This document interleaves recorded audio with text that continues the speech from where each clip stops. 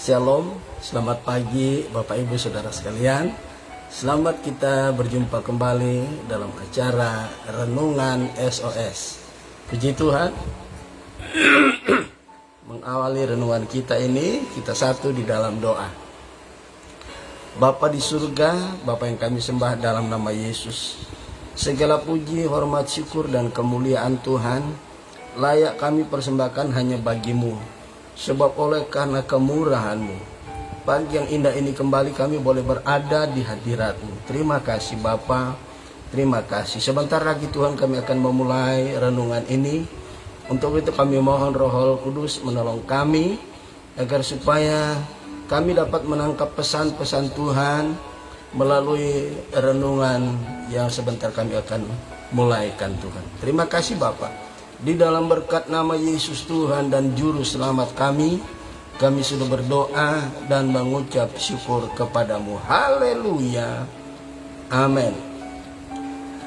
Puji Tuhan, Bapak Ibu Saudara sekalian.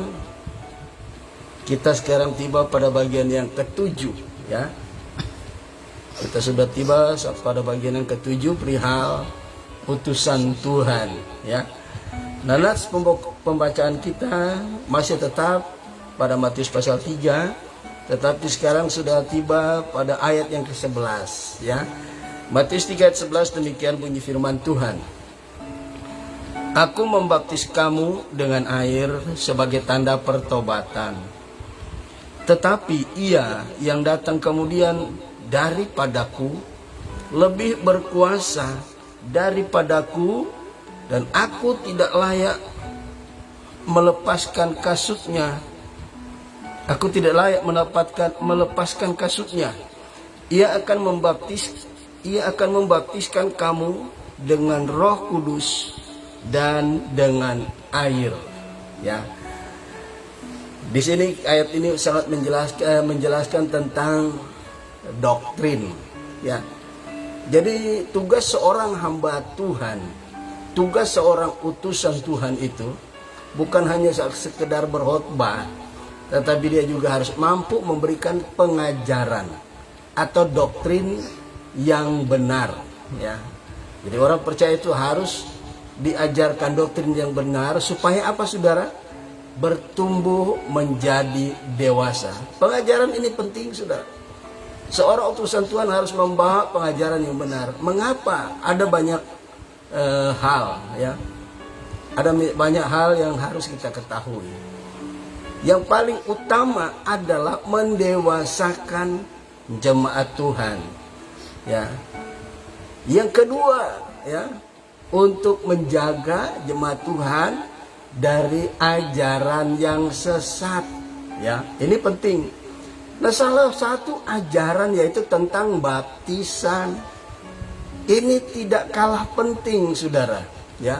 Tidak kalah penting dengan ajaran yang lain. Di sini di ayat 11 ini menjelaskan tentang 3 jenis baptisan. Nah, ini jarang sekali terdengar. Jarang orang memahami tentang 3 jenis baptisan yang harus dialami oleh gereja Tuhan, ya. Ini Yohanes bilang, apabila dia datang, ia lebih berkuasa daripadaku. Aku tidak layak membuka tali kasutnya, ya, membuka kasutnya. Artinya apa? Dia itu mengajar lebih daripada Yohanes Pembaptis cuma sebagai seorang utusan, ya. Dan di situ Yesus akan membaptis orang atau gereja Tuhan bukan cuman, ya, dengan baptisan air, tetapi ada baptisan Roh Kudus dan ada baptisan api. Nah, saudaraku, baptisan saya tidak akan berbicara tentang cara baptisan, pelaksanaan baptisan.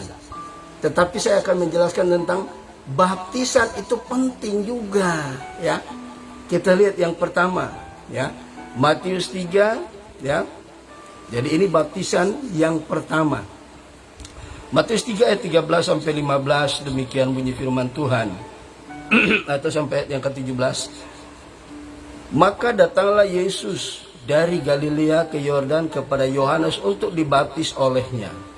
Tetapi Yohanes mencegah dia, katanya, Akulah yang perlu dibaptis olehmu dan engkau yang datang kepadaku. Kemudian Yesus menjawab, ya. Lalu Yesus menjawab, katanya kepadanya, biarlah hal itu terjadi, karena demikianlah sepatutnya kita menggenapkan seluruh kehendak Allah. Pertama, baptisan itu salah satu bagian dari sekian banyak kehendak Allah. Jadi jika seseorang ingin menjadi pengikut Kristus, salah satu di antara yang harus dia lakukan, dia harus menerima baptisan air, ya. Kita maju terus di ayat yang ke-16. Sesudah dibaptis, Yesus segera keluar dari air, dan pada waktu itu juga langit terbuka, dan ia melihat Roh Allah seperti burung merpati turun ke atasnya. Ya, ayat 17. Lalu terdengarlah suara dari sorga yang mengatakan, inilah anakku yang kukasihi, kepadanyalah aku berkenan. Ya, untuk pribadi Yesus sendiri, mengapa Yesus harus dibaptis? Bukankah Yesus pencipta sorga? Apakah Yesus tidak akan bisa masuk ke sorga kalau dia tidak dibaptis dengan baptisan air? No. Yesus harus melakukan baptisan air, menerima baptisan air melalui seorang utusan yang bernama Yohanes Pembaptis. Karena baptisan air, ayat 15 tadi bilang apa? Ya, saya baca lagi ayat 15. Biarlah hal itu terjadi, karena demikianlah sepatutnya bagi kita. Itu Yesus berkata bagi kita, bukan bagiku. Itu tunggal, kata tunggal, kalimat tunggal. Tapi Yesus pakai kata bagi kita. Saya baca lagi, ya. Biarlah hal itu terjadi, karena demikianlah sepatutnya. Ini bukan multiple choice. Ini harga mati. Sepatutnya, ya. Sepatutnya kita menggenapkan seluruh kehendak Allah. Ya, kalau boleh dibilang, baptisan air bukan satu-satunya, tapi ada banyak. Kata seluruhnya itu ada banyak. Dan baptisan air salah satu kehendak Allah yang harus dilakukan oleh Yesus. Ya, apatah lagi kita. Ya, apakah Yesus tidak akan bisa masuk surga? Sebab dia pencipta surga loh. Yesus melakukan baptisan. Kenapa, saudara? Dia memberikan teladan. Lah kalau kita menganggap Yesus sebagai guru kita menolak baptisan. Ya elah, betulkah kita pengikut Yesus? Tidak, saudara. Seorang pengikut Yesus, ya, dia harus terima baptisan air. Sebagai apa? Itu mau menunjukkan kepada Bapa, dia memiliki ketaatan. Kepada publik, menjadi kesaksian bahwa kita tidak sama dengan orang lain. Ya, kita adalah orang-orang yang taat akan firman Tuhan. Ayat 17 berkata, lalu terdengarlah suara dari sorga yang mengatakan, inilah anakku yang kukasihi, kepadanyalah aku berkenan. Jika kita ingin menjadi pengikut Kristus yang berkenan di hadapan Allah, kita harus melakukan baptisan air. Ya, secara khusus kita menerima baptisan air itu pertanda bahwa kita telah menjadi bagian dari anggota keluarga Allah. Amin, saudaraku. Makanya sebelum Yesus naik ke surga, dia tinggalkan amanat agung. Salah satu amanat agung, pergilah kamu ke seluruh muka bumi, ya. Jadikanlah segala bangsa muridku. Melalui baptisan air, orang yang terima Yesus itu menjadi anggota keluarga Allah. Ya, ini harus kita ketahui. Memiliki ketaatan terhadap kebenaran firman Allah. Yang kedua, kita menjadi anggota keluarga Allah. Efesus 2 ayat 19, ya. Efesus 2 ayat 19. Mari kita baca, ya. Efesus 2 ayat yang ke-19 berkata sebagai berikut. Efesus 2 ayat yang ke-19. Kita dengarkan pembacaan ini. Efesus 2 ayat yang ke-19, demikian bunyi firman Allah. Demikianlah kamu bukan lagi orang asing dan pendatang, melainkan kawan sewarga dari orang-orang kudus dan anggota-anggota keluarga Allah. Jadi ya saudara perlu ketahui, ketika saudara dibaptis di gereja manapun, saudara bukan menjadi anggota gereja. Amin. firman Allah katakan, kamu adalah ya kawan sewarga dari orang-orang kudus dan anggota-anggota keluarga Allah, bukan anggota gereja Pantekosta di Indonesia, bukan anggota gereja Baptis, ya, bukan anggota gereja Bethel Indonesia. Alkitab katakan ketika kita terima baptisan air, kita menjadi anggota keluarga Allah. Ya, itu firman Allah katakan. Jadi jangan dipelintir. Ya, kalau kita harus tertanam di salah satu denominasi gereja, yes. Kenapa? Supaya kita bisa bertumbuh secara sistematis, supaya kita bisa mengkantor pengajaran-pengajaran sesat yang beredar di luar sana, saudara. Yang kedua, baptisan roh. Ya, orang percaya harus mengalami baptisan Roh Kudus. Ada banyak. Ya. Kenapa kita harus menerima baptisan Roh Kudus? Karena itu kelengkapan dalam melayani Tuhan.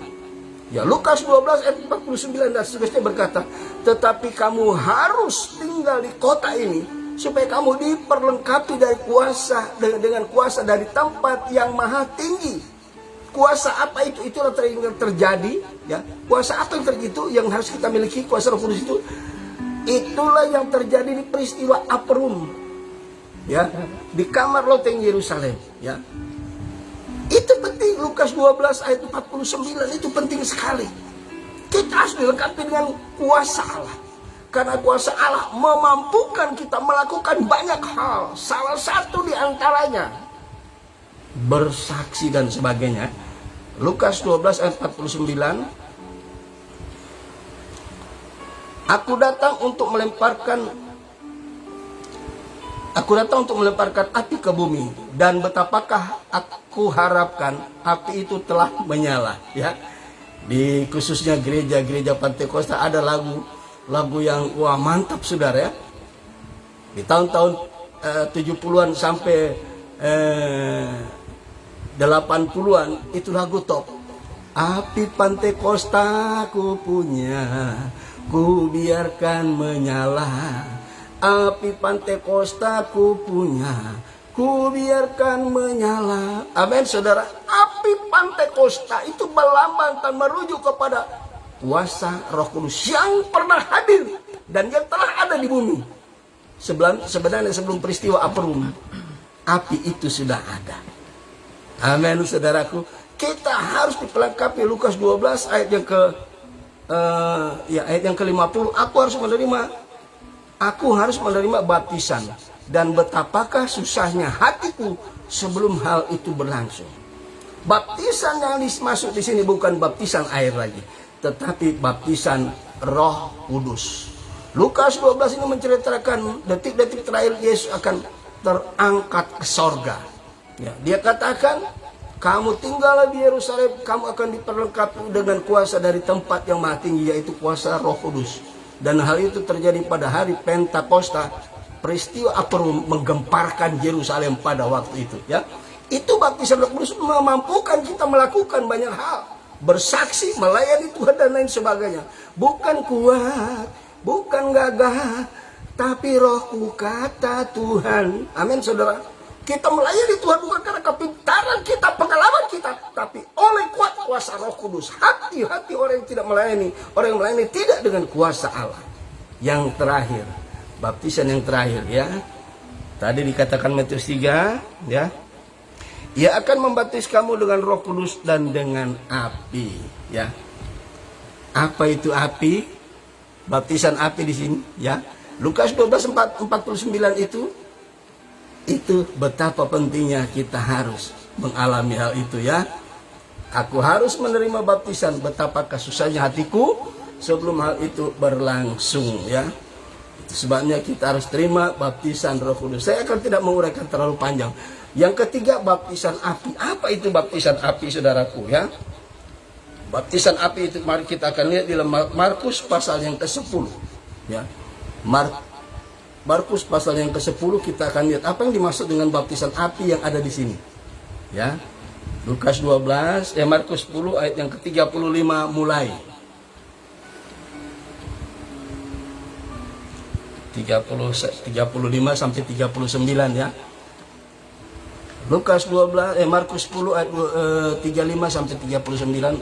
Lalu Yakobus dan Yohanes, anak-anak Zebedeus, mendekat Yesus dan berkata kepadanya, Guru, kami harap supaya engkau kiranya mengabulkan suatu permintaan kami. Ayat 36, jawabnya kepada mereka, apa yang kamu kehendaki aku perbuat bagimu? Ayat 37, lalu kata mereka, perkenankanlah kami duduk dalam kemuliaanmu kelak, yang seorang lagi di sebelah kananmu dan yang seorang di sebelah kirimu. Ayat 38, tetapi kata Yesus kepada mereka, kamu tidak tahu apa yang kamu minta. Dapatkah kamu meminum cawan yang harus kuminum dan dibaptis dengan baptisan yang harus kuterima? Ya. Ayat 39, jawab mereka, kami dapat. Ya, jawab mereka, ya, Yakobus dan Yohanes tadi, jawab mereka, kami dapat. Kemudian Yesus meneruskan, Yesus berkata kepada mereka, memang kamu akan meminum cawan yang harus kuminum dan akan dibaptis dengan baptisan yang harus kuterima. Ya, setiap orang percaya harus mengalami baptisan air, menandakan kita anak-anak Allah yang taat. Kita menjadi anggota keluarga Allah. Baptisan Roh Kudus memampukan kita dalam banyak hal, bersaksi, melayani dan sebagainya. Baptisan api, ya, di sini memang harus dialami oleh setiap pengikut Kristus. Apa itu baptisan api? Nah, mari kita akan lihat Filipi 1, ya, Filipi 1 ayat yang ke-29. Filipi 1 ayat 29 berkata, sebab kepada kamu dikaruniakan bukan saja untuk percaya kepada Yesus atau kepada Kristus, melainkan juga untuk menderita untuk Dia. Baptisan api di sini melambangkan apa? Kita harus menghadapi, ya, segala macam penderitaan. Baptisan api ini bicara tentang baptisan penderitaan.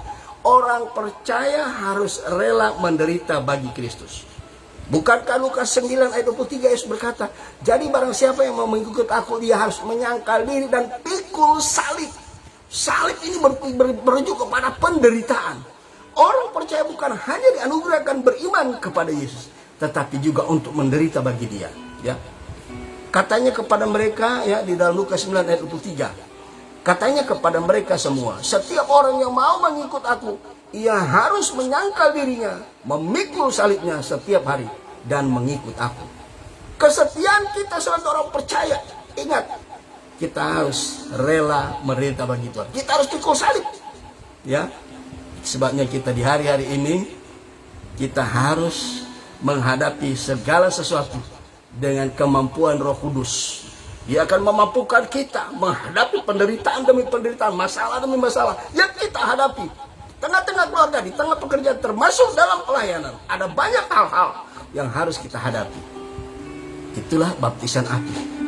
Rela menderita bagi Tuhan. Puji Tuhan, moga kiranya pengajaran tentang baptisan ini menyadarkan kita bahwa ternyata kita harus tetap memiliki doktrin yang benar agar supaya kita bertumbuh sistematik, bertumbuh menjadi dewasa. Tidak comot sana, comot sini, tidak hinggap ke sana kemari, ya. Sebabnya orang percaya harus tertanam di salah satu gereja lokal, ya.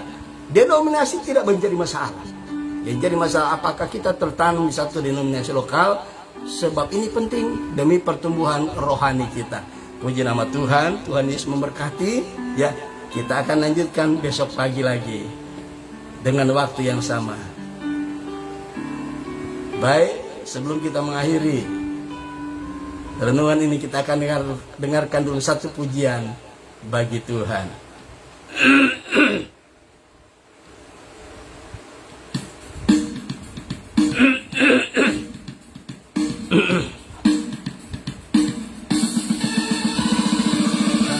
Haleluya, haleluya.